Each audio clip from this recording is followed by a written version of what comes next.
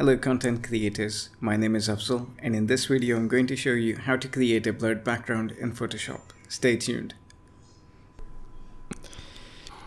Welcome to my channel. I will show you how to create a blurred user interface dialog box in this tutorial. Let's create new. I'd like to keep 1080p. Once you open up, the background is locked, and double click it, unlock it, convert it into a layer. Right click, convert it into a smart object. Then enter the smart object, bring in the assets, and I wanted to use this image because it is a high contrast image, and resize it as per the canvas. And I want to bring in otherwise, just in case if I want to use a different image for a different interface or a different landing page of a website, so I don't have to use it from the beginning. And I will bring all of my images into this smart object. I will check the one that I want and I will go to file and save, and then if you see, the main layer turns into the image that I've checked. Duplicate the layer, name it as per your preference. I will name it place your text here. I'm going to name the bottom one background, and then I'm going to go to filter. While keeping the top layer selected, go to filter, blur, Gaussian blur, and somewhere around 20 is good enough for me. And once you're done with that, click the top layer, go to the shapes dialog box, shapes option, click on it and go for the rounded rectangular box. Draw a rounded rectangular box of the size as you like it. Color does not matter. You can choose any. Once you're done, move the triangle underneath the blurred layer and then press Alt and click on the rounded rectangular layer to transfer the properties from the top layer onto this one. So here's the blurred box, but we're going to tweak a little bit of blending options to make it look more visible and pleasing to the eyes. I know people go a lot crazy with these options, but we just are going to change whichever value. We're going to change it very little. For me, it looks easy to the eyes. People have their own choices, but I like to keep whatever option I go for. And I like to keep the opacity to very minimum, so the changes don't make that much major difference, and the changes are very subtle, not comprehensible or not too obvious. It's all blended into the background. So with this drop shadow menu, the spread, if you notice, could be this much, but then it is real harsh again.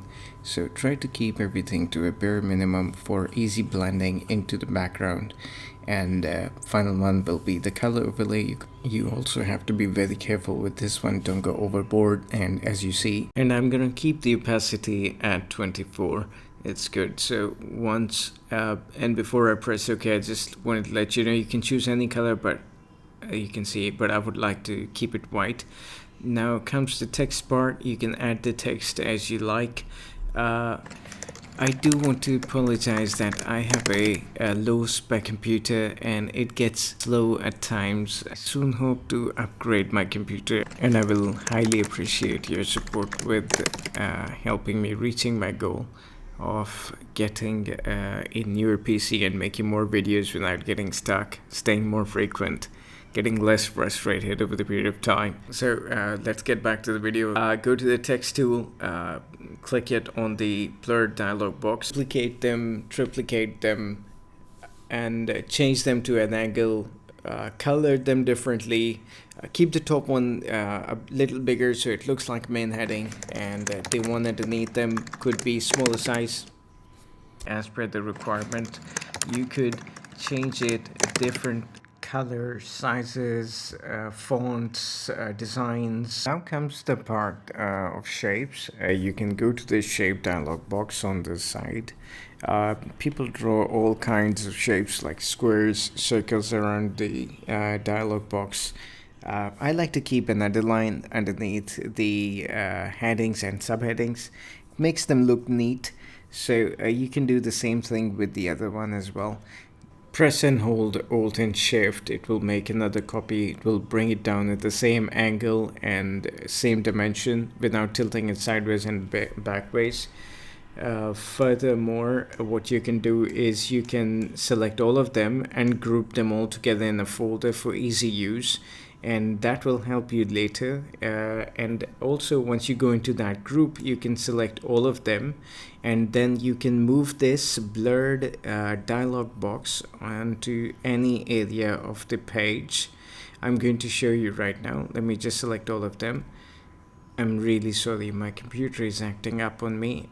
It's getting slow. As I had mentioned before, it's a low spec computer. It's a mid 2012 MacBook Pro. I have upgraded the specs of it to 16 GB RAM and an SSD, but still, you know, it's an old tech. But let me just continue with the video in the meanwhile.